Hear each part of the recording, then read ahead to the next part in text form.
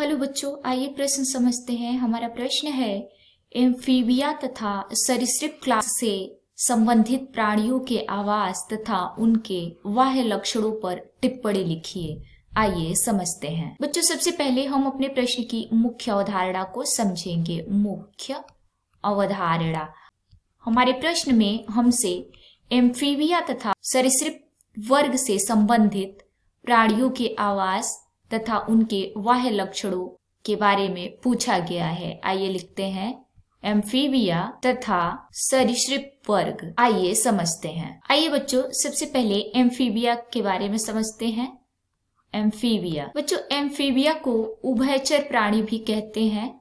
उभयचर प्राणी यानी कि यह जल तथा स्थल दोनों स्थानों पर रह सकता है। जल तथा स्थल दोनों पर रह सकता है। बच्चों, एम्फीबिया वर्ग के प्राणियों में ज्यादातर अंग दो जोड़े होते हैं। ज्यादातर अंगों का दो जोड़ा उपस्थित होता है। सिर तथा धड़ दो भागों में विभाजित होता है और कुछ जीवों में पुच्छ भी पाए जाते हैं। सिर तथा धड़ दो भागों में शरीर विभाजित होता है और क्या होता है बच्चों, कुछ जीवों में पुच्छ भी पाया जाता है।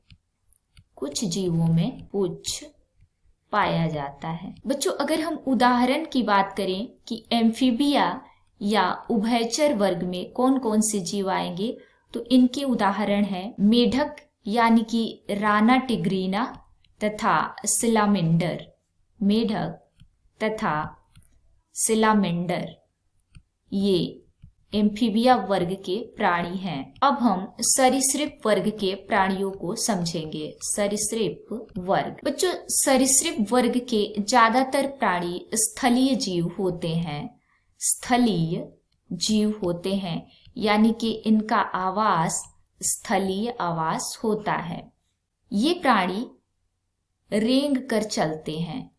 जो सरीसृप वर्ग के प्राणी है बच्चों, वो रेंग कर चलते हैं और इनमें बाहरी कर्ण उपस्थित नहीं होता।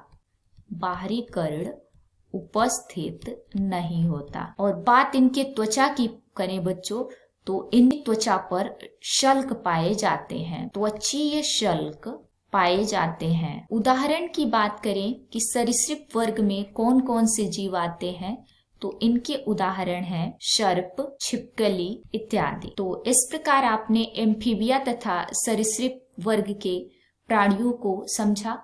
उम्मीद है आपको प्रश्न समझ में आ गया होगा। धन्यवाद।